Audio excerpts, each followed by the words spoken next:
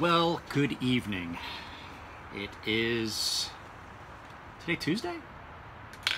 Tuesday. Yeah, Tuesday the 13th, day before Valentine's Day. I have not had a chance to go out and get my wife anything. She's cool with it. She knows I'm working. She knows I'm busy. But we are going to talk about something. It's the second time I've done this video, so hopefully I've had some practice. It's a big beer. We are going to talk about a knife that I got on loan from Elliot Williamson. He got it at SHOT Show. They were talking with the folks from We Knives, because they have a relationship with We Knives now. Everybody knows that. And so they had some production sample stuff that basically they let Elliot take home. So before we get into all of it, it's going to be about this knife right here. Before we get into that, before we even start talking about that, I'm going to show you guys something that I think is silly. I mean, I love the fact that people do it because it makes me money. But if you send me a Bally and you say you want it razor sharp, maybe that's just your way of stepping up your flipping game, because it is definitely... I like this one though. This is a Benchmade, but it has kind of a spring activated pin, and I think that kind of makes sense because it keeps it from out. But at any rate, we are going to talk about this knife right here. So while I get my beer ready, I am going to get everything set up. I'm going to pause you guys. So this is basically your intro. Oh, that is good.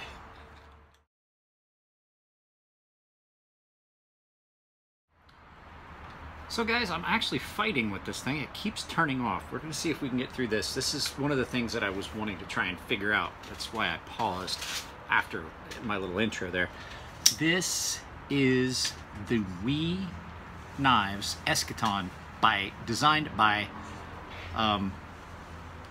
Eastern Blade Works. So this is very, very unique knife. It reminds me of the Decepticon that I had. So this is production knife. This is the carbon fiber version. And it's so super light. The whole thing, skeletonized, and it's carbon fiber and all that. It is one of those things that's kind of futuristic looking. Now, I'm going to tell you right now, this is done in M390, and it's got a very unique blade design. So I'm really happy that they're selling these because, one, a lot of people have a hard time with M390. And two, when you look at how that blade sweeps and the different angles and everything, it's gonna pose an issue for some people. It's interesting. Now, the thing to remember about this knife, and we'll turn the camera around and look at it. This knife is not designed to be the big hot seller and things like that. It's for two things. It highlights Elias Isham's design work, and it also shows what he's capable of. This is one of those showcase pieces where they're like, hey, look what we can do. You guys that are looking at getting knives made and things like that, look what we can do. Now, I'm not saying that you couldn't use this knife. I'm just saying that's not exactly what it was designed for. It looks, how do I say this? It looks like a weapon you'd be using on this looks like it should be on Star Trek. This looks like a Klingon weapon from Star Trek. So there's not a lot of issues with this knife that I see. We'll get the camera turned around and stuff like that, but there's some things about this I really like. I like how light it is. But then there's some stuff that could be construed as negative. It's got a couple sharp spots on it. Not many. One of them being right here with this piece of carbon fiber. We'll turn that around and look at it. It has amazing action. For a light blade on a light knife, it does not take much anything. The flipper tab on it's tiny.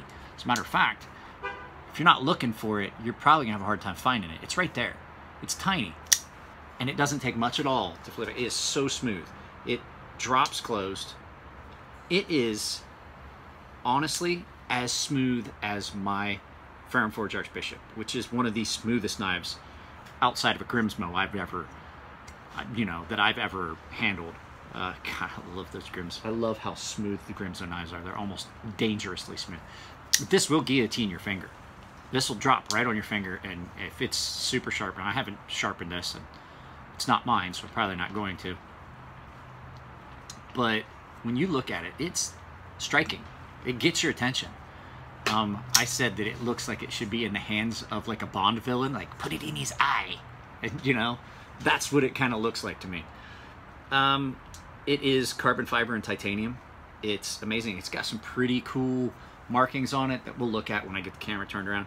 So there's not a lot of positive or negative on this. I mean, because positive side, I mean, it for what it is, which is a showcase, it's pretty cool. For utilitarian purposes, I don't think this would be something that you'd be able to EDC real well. So that being said, let me get this camera turned around now, and like I said, I probably should have gotten this done before when I paused, but I didn't, so you guys know me. So we'll get this turned around, we'll take a look at it. I will try to keep this short-winded and not add. I'm not even, if I try and say it, I'm not going to say it's going to be a short video, because you guys know me, it's not. It's going to be a long video, that's all. Just, that's what it is. So, you guys hold on. Let me clear off an area where you can look at this. Get this thing turned around. Guys, got this turned around here. Let me get that little work knife out of the way. This is the Eschaton Blade Works Eschaton. It's the Eschaton design. I got it wet. I sat it down in some water. So what you've got here is M390 blade running on bearings, carbon fiber and titanium, super, super light. Now, I will tell you, that's one of my issues I have with this knife, is the lightness. And while it seems like that would be amazing, you see that? It's so much heavier up here than it is back here. And, there are, this knife comes out with a pretty good balance. This is the issue I have with it. I like a little bit of tip heavy because I know where the blade is when I'm doing work. This is way blade heavy. There is almost no weight in the handle, and it's all forward once you open it. It does have some really cool markings. Bird and Frankie did a review on this, and they pointed this out. But the thing is, this blade, if you look, is really thick.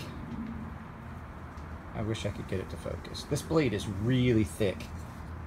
As you can see, I've been sharpening all morning or all day. It is attractive. They've done a lot of things on this that have got some attractive factors to it. The two-tone blade where you've got basically, you got some stonewash and then satin, but all these cutouts and everything. Now, I will say there's not many sharp spots on the blade ring. Like when you look at it, you would think all these areas are really sharp. They're not. They're pretty well chamfered, pretty softened, things like that. It's when it's closed, it's amazing. It's really light. It's surprisingly how light. Surprising to me how light it is. But it does have some spots. There's a sharp spot there. This one's got a sharp spot there. Not so much a hot spot per se, because it's not somewhere where your skin is touching it, but like here, I'm afraid that would kind of wear out pocket material. And then one of the other things that I've noticed about it is I'm not a fan of the pocket clip. The pocket clip seems to want to catch as you're trying to put it in and bind up. I don't know if it's because of I don't know whether it's because of the tension on it or if it's just the design. But it has a tendency, for me, I've noticed, it doesn't want to go in the pocket. It wants to just bind up. Before it starts lifting, it just binds up the material.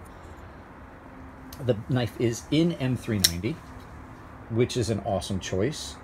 But as you can see, it has some unique blade features to it. There's some real thick spots here that you would have to sharpen. I'm curious as to how this would sharpen. It's not my knife, so I'm not going to sharpen it. It is Elliot's. But it's almost like a Tonto, but with the Tonto, the traditional, like the Americanized Tonto point being all the way back here as opposed to up near the front. It's almost I'm not gonna say reversed, but like drawn way out. One of the really cool things I like about it, and like it's cool, and I like it, but I also don't like it in the same breath. You're like, wow, that's cool, man. I kind of wish they hadn't done that. So you can see, like I mentioned, that flipper tab is tiny. That flipper tab right there is tiny, and then when you flip it, it becomes part of this. Now that's pretty cool, but a lot of times that flipper tab, well, there we go again. Let's bring something else out. That flipper tab becomes a smooth and integral part of that and acts as a finger guard. You know what I'm saying? Look at that hand now. Woo!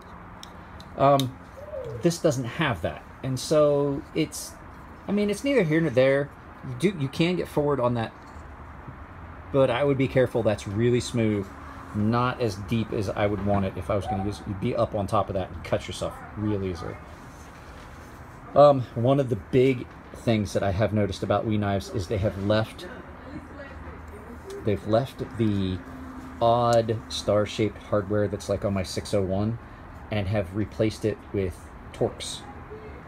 They still use their mark, which is, on this, attractive. But like I said, this looks like something that would be a weapon in Star Trek. It is an amazing showcase of what we can do machining-wise, and what Isham did as far as design work. It's like, to think of this design, because I mean, it kind of mirrors itself here and here. They look like polar opposites. The blade and handle look so similar that it gives it that aesthetic symmetry that you would want, and it's striking. It really is. Not something I would really carry. For me, it's a little bit bulky. Let's compare it to something. Here's that Gonzo that's going to be the giveaway. I guess it's really not that much different, but this, like, compared to, I wish I had my Archbishop out here. It's significantly thicker than my Ferrum Forge Archbishop or NTAC that I usually carry. But like I said, it is just so light. But once you open it up, it's all blade. All the weight is up here. All the weight is up there. So any weight you're feeling here has now shifted forward, and it just feels like, it feels awkward. It feels uncomfortable. It feels like it just wants to kind of just fall out of your fingers. The other thing is, all of these really sharp, steep angles that make it look so attractive are not the most comfortable. And the other thing, that's, for a lot of people, like, my fingers are all calloused and burnt and screwed up. That doesn't bother me. That's all just scar tissue. But I could see real easily, you can see where it's scraping. Those areas I was talking about are scraping my finger. I think that would probably get a little uncomfortable for people. But they are serialized. There was only, let's see, this is number 61 of 700. So, but like I said, when you feel that's real thick. That's real thick. I don't think this would ever be a real good knife to be utilized for much of any purpose other than just for the cool factor. So, like I said though, this is a big thing. I'm so happy about this. I'm trying to find hardware to replace my the parts on my Wii 601. I hate using that little star-shaped driver. The centering on this one, dead perfect. Wii Knives does a good job on their assembly. There's a reason so many knife makers use it. There's some play, but it's not like the blade is not loose. There's some play in there, which, you know, you're gonna have even on high-end, high dollar custom knives. You're gonna have some play. Lockup, not too bad. When you look down in there, it's not early, it's not late. You can't really see what I'm looking at. What it looks like there is you're seeing a chamfer, but it's locked up well, and a lot of room for that to walk as you carry this knife and as you use it. So, all right, guys, let me get this turned back around, and we will close out this video. All right, guys. So yeah, that's it. That is the Wii Eschaton, designed by Isham Blade Works. I mean, it's really cool, but just probably not the most, oh, how would I word it? The most practical of knives. It, you know, it is what it is. Like I said, it's just a way to showcase what people can do. As I'm sure most of you guys have seen, there is a giveaway that I'm doing. The cutoff is tomorrow. I'm going to pick the last person, the last person's cutoff. I'm gonna start writing that stuff down. I'm gonna try and get that stuff set up in the morning. Just depends on how much I get done tonight. I have stuff that I have to mail out. I am, for you guys that don't log into my live feeds, I'm gonna do a video about this. Did I? I did a live feed. I'm gonna do a video about this. This knife is for sale. This is a Benchmade 440. That's not the steel, that's the model number. It is, anything I've seen on it, it's listed as rare. It is just like a gentleman's pocket folder, but with pretty good action, pretty good, and it's a decent steel. It's S30. But this is one of the few Benchmade liner locks that I've seen, and it's not a bad knife. I like Osborne designs. It's not a bad knife. It's kind of a sheep's foot, or Warrenclyffe. It does need to be sharpened, but I am selling this. So if you guys are interested, let me know. Vipers, I have got three Viper neck knives that are unspoken for, that are ready to go. I'm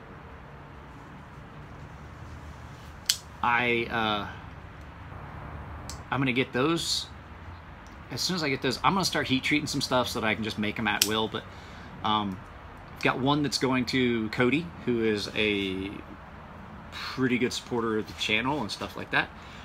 And I saw a video, just so you guys can know what's going on with the channel. I saw a video that a guy put up, and he has an image at the end of his video and has every one of his Patreon supporters on that picture. And I'm thinking that would be something kind of cool.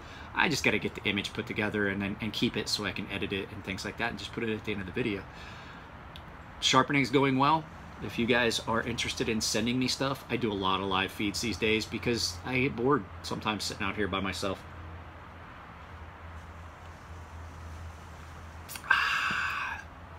So I get bored, so I kind of like to bring you guys along until it gets to the point where I'm paying more attention to you guys than I'm paying attention to the work I'm doing.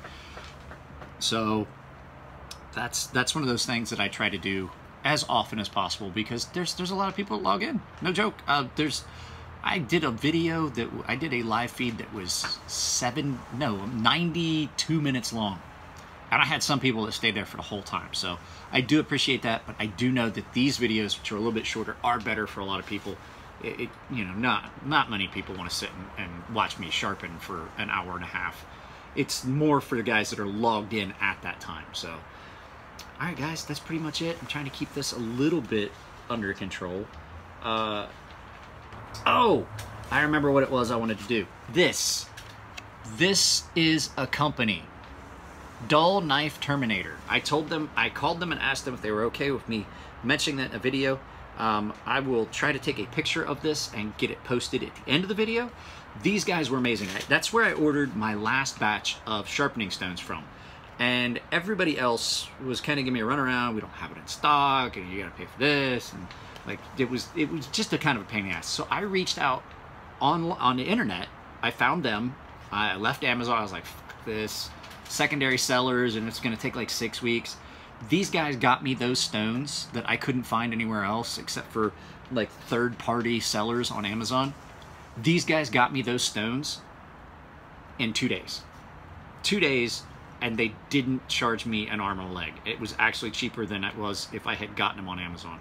So I will get a picture of that. I'll edit it in. I'll put it in right after this. But that's basically it, guys. If you like my videos, like and subscribe. If you don't like my videos, tell me what I'm doing wrong. If you really like my videos, down here I'll put the Patreon link. And up here somewhere there's going to be a subscribe, like and subscribe, and I might put Birdshot's channel up here like I do a lot of times. So other than that, guys, take it easy. Appreciate everything you guys do for me. Find my Patreon if you want. There's going to be exclusive content for Patreon members coming sometime soon.